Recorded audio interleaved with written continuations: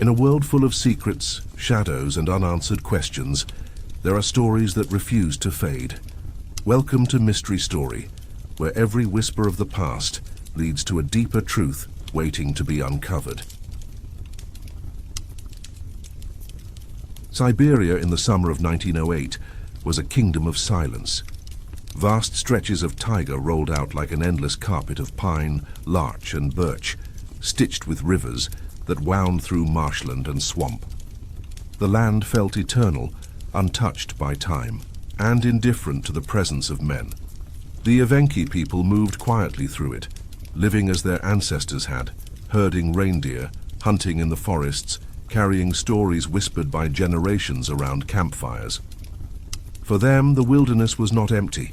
It was alive with spirits, and the sky above was a dome where gods and ancestors lingered. On the morning of June 30th, the sun rose pale and hesitant. Its light filtered through a faint haze. It should have been an ordinary day. Yet something unseen was already racing toward Earth, a traveler from the void, older than memory, carrying with it the violence of the cosmos. It descended silently at first, unnoticed by the forests below. At approximately 7:15 a.m., the peace of Siberia was shattered. Witnesses scattered across the wilderness saw the heavens ignite. A streak of fire tore across the sky, brighter than the sun itself, trailing a tail of glowing smoke. To some, it looked like the sky had been ripped open. A hunter miles away recalled how the air suddenly grew hot, as if the world had moved too close to the sun. Another spoke of a roaring sound that grew louder and louder, a cosmic drumbeat pounding through the earth. Then, in a single instant, came the explosion. The blast was so immense that the earth convulsed. Trees bent and broke as if a giant hand had pressed them flat. A shockwave raced outward faster than the eye could follow, ripping through the forest, tearing birds from the sky, shattering windows in settlements more than 60 kilometers away. Even in places where no flame was seen, men were thrown from their feet. Horses bolted in terror, and people felt as though the world itself had cracked.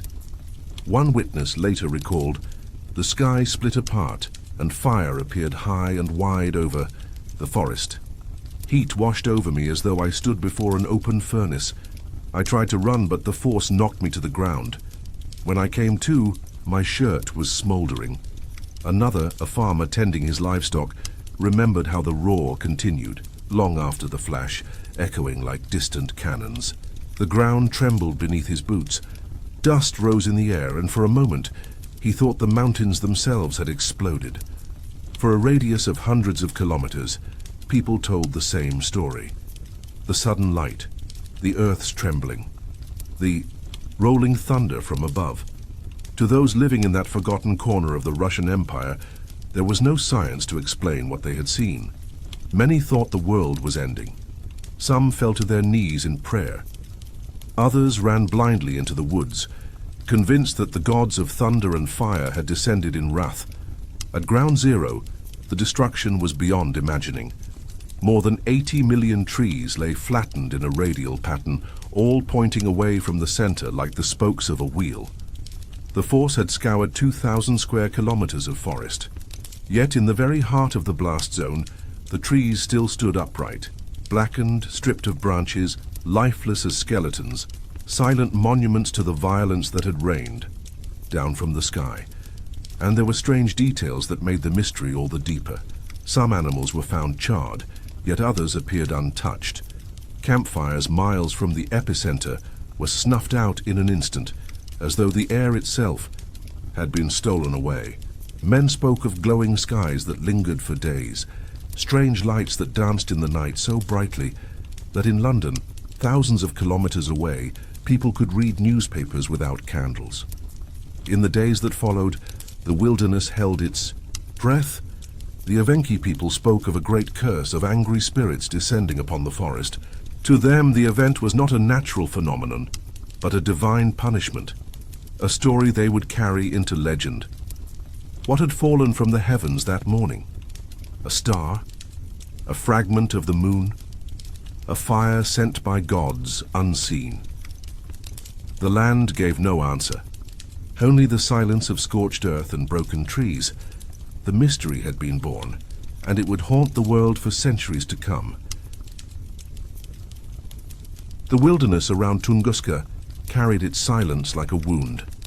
Days after the explosion, when the smoke had lifted and the echoes had faded, the forest lay broken, a vast scar across Siberia's heart. 2,000 square kilometers of devastation, spread outward, an apocalyptic pattern of flattened trees radiating away from a mysterious center.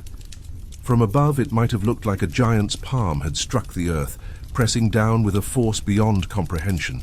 For weeks, few dared to approach. The Evenki hunters who wandered close spoke of an eerie stillness, as though the spirits of the land had fled. Birds did not sing, animals avoided the area, and the very air seemed heavy with the memory of fire. Men whispered of curses and omens, of gods punishing humankind for trespassing against nature. And yet, despite the magnitude of the event, the world beyond Siberia barely noticed at first. Russia was vast, its frontiers remote, its heart distracted by politics, poverty, and the mounting tensions of a changing century. Word of the explosion filtered slowly outward, carried by rumors, by traders, by fragments of testimony. Scientists heard whispers of it, but lacked means or resources to reach the remote taiga. It was not until nearly 2 decades later that serious investigation began. By then, the world had transformed. Empires had fallen, revolutions had erupted, and wars had torn Europe apart.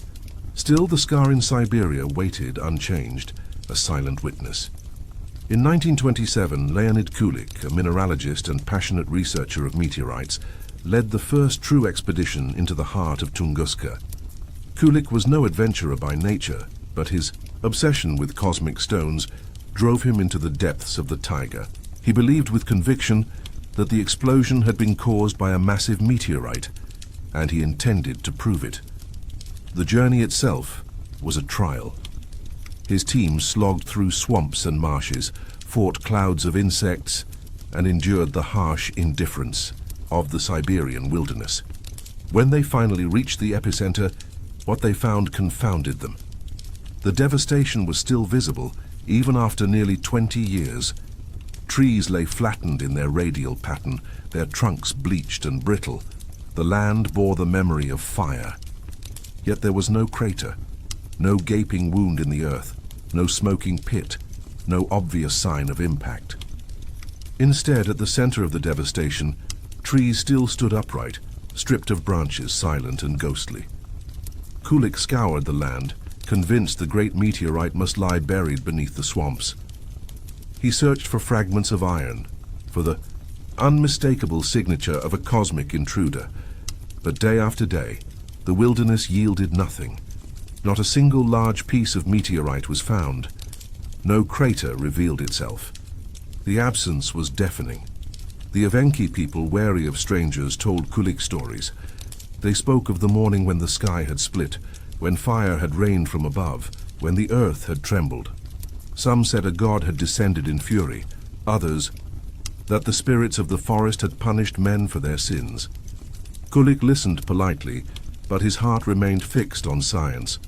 He believed there must be a physical explanation, even if it was hidden deep beneath the peat and water.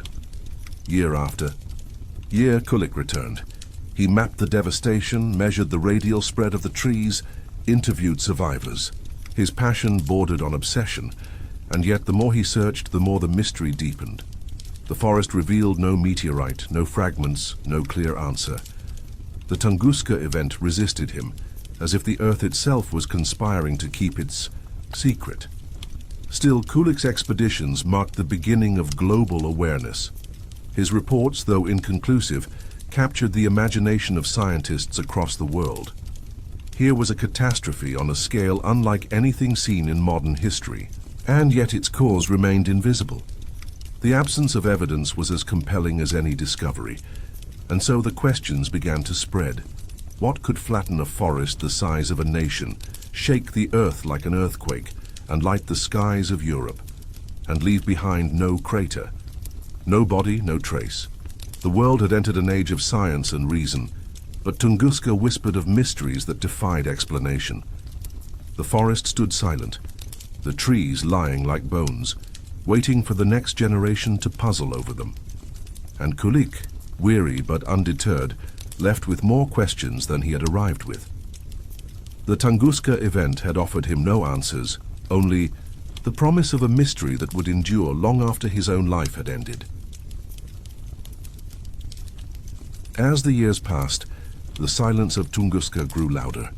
Kulik's expeditions had captured the imagination of scientists, but his failure to produce a crater or a meteorite only deepened the puzzle. Theories began to multiply, each one seeking to tame the chaos of that morning in 1908, to make sense of the fire in the sky and the forest laid flat. The most natural explanation was the simplest, a meteorite. Fire cosmic stone, hurtling from the depths of space, had plunged into the atmosphere, heated to incandescence, and detonated in a great fireball before it struck the Earth. This airburst theory explained much: the shock wave, the flattened trees, the fiery light, the seismic tremors. It could even explain the absence of a crater if the rock had disintegrated before touching the ground. Scientists calculated that a stony body, perhaps 50 meters across, entering at tens of thousands of kilometers per hour, could release the energy of 1,000 nuclear bombs in a single instant. Yet doubt lingered. Meteorites, even when shattered, usually left behind fragments, scattered stones, metallic shards, or dust in the soil. Kulik and those who followed him searched for such remains, but found little beyond microscopic anomalies. Where was the stone that had caused such destruction? Had it burned so completely in the atmosphere that nothing survived? Others turned their gaze to comets. A comet, composed mostly of ice and fragile dust, would have disintegrated entirely upon entering the atmosphere. Its vapor would vanish into the sky, leaving behind no fragments, no crater, only the devastation of its passing. This elegant hypothesis gained favor among some, particularly because it accounted for the strange glowing skies seen in Europe for nights afterward. Perhaps the comet's vapor had spread high in the atmosphere, scattering sunlight and illuminating the heavens like ghostly lanterns. It was a theory that carried a certain poetry, the ghost of a celestial wanderer passing briefly across the earth, leaving only ruin and wonder in its wake. Yet still, questions persisted. Could such a fragile body unleash destruction so focused, so immense? Could ice alone explain the searing heat, the blackened trunks, the stories of men who felt as though their skin were aflame? Other theories reached deeper into the Earth itself. Some suggested that methane gas, long trapped beneath Siberia's swamps and permafrost, had erupted in a colossal explosion. The taiga, rich with peat and decay, could have concealed vast reserves of gas, waiting only for a spark. The explosion would have mirrored the violence of Tunguska, flattening forests and scorching the land. But if it were methane, where were the traces in the soil? Where was the pattern of ignition? And how could gas explain the fiery object streaking across the morning sky, witnessed by so many? As the decades passed, the mystery invited speculation that drifted further from the realm of science. Some began to whisper of secret weapons, experiments hidden in the shadow of empires. The early 20th century was fertile ground for paranoia. Perhaps Tunguska had not been a natural event at all, but a test of some unimaginable technology, a precursor to the nuclear age. The Soviet Union, decades later, would not discourage such whispers, for mystery often serves power as well as truth. And then inevitably the skies opened wider. If it was not a meteor, not a comet, not gas, not a weapon, then perhaps it was something stranger still. A spacecraft, some claimed, an alien ship colliding with Earth, or perhaps destroying itself, to prevent a greater catastrophe. To others, the Evenki legends held a clue: the thunder god, descending in fury, bringing fire from the heavens. Myth and speculation wove themselves together, for when science is silent, imagination grows louder. By the mid-20th century, Tunguska had become more than an event. It was a mirror. Scientists saw in it a puzzle of physics, a challenge to calculation and theory. Mystics saw in it a sign of divine wrath. Writers saw in it the perfect stage for stories of apocalypse, of alien visitation, of mysteries that mocked human certainty. Each theory explained something, but none explained everything. Each answered one question and left another hanging in the air like smoke above the forest. What had fallen on that summer morning in 1908? A fragment of stone, a comet of ice, burst of gas, a weapon, a ship, a god. The world argued and the forest kept its silence. The world did not forget Tunguska. In the decades after the explosion, scientists, writers and dreamers returned again and again to the silent tiger, searching not only for evidence, but for meaning. By the late 20th century, as satellites circled the planet and spacecraft reached beyond the orbit of Mars, the enigma of Tunguska seemed at last within reach. New expeditions brought tools far more precise than Kulik's theodolite and camera. Soil samples, aerial surveys, and later satellite imagery mapped the scars of the forest with mathematical clarity. Scientists began to favor the airburst theory with increasing confidence. Computer simulations suggested that a stony asteroid entering the atmosphere at a shallow angle would detonate between 5 and 10 kilometers above the ground. The energy released would equal 15 megatons of TNT, flattening the forest. In the radial butterfly pattern so evident on aerial photographs, no crater would form because the body never touched the ground. It was annihilated in the air. Traces of rare minerals in the soil, tiny spherules of silica and nickel, lent weight to this theory. Microscopic, almost invisible, but enough to whisper of something that had once burned hotter than the sun itself. For many in the scientific community, the Tunguska Event became a cautionary tale, a reminder of the fragile balance of life on a planet forever vulnerable to the wanderers of the sky. Yet certainty never came. No single piece of evidence silenced the other voices. The comet theory persisted, bolstered by the strange glow that lit Europe's skies. Others pointed to Lake Checo, a small body of water some distance from the epicenter, suggesting it might be a belated crater formed by a fragment that survived the airburst. Debate continued, sharp and unsparing, as though the mystery itself refused to die. Outside the laboratories and conference halls, Tunguska took on a second life. Writers spun it into tales of alien encounters, secret experiments, and divine intervention. In Soviet literature, the explosion was sometimes framed as a cosmic accident, sometimes as a symbol of power, proof that the universe itself could be as volatile as history. In the West, it fed science fiction with visions of falling stars, interstellar battles, and worlds destroyed by forces beyond human comprehension. The Evenki people, whose ancestors had witnessed the fire, kept their own stories. For them, it was not a meteor or a comet or a weapon. It was a visitation, a manifestation of forces older than science, woven into the land and the sky. To listen to their tales is to understand that Tunguska is more than a question of physics. It is an encounter with the unknown, an echo of something vast that brushed against human existence and moved on. And so the mystery lingers. Even now, more than a century later, the name Tunguska carries a weight of awe. For scientists, it is a reminder of the dangers that sleep beyond the stars. For storytellers, it is a canvas on which to paint fear and wonder. For those who walk the silent tiger, it is the memory of fire and thunder, of a day when the world itself seemed to shudder beneath an invisible hand. Perhaps one day we will know. Perhaps future missions, armed with instruments we cannot yet imagine, will resolve the last shadows and declare the truth. But perhaps not. Perhaps Tunguska will always remain what it has become, a symbol of the limits of human knowledge, a place where science and myth, history and legend converge on so.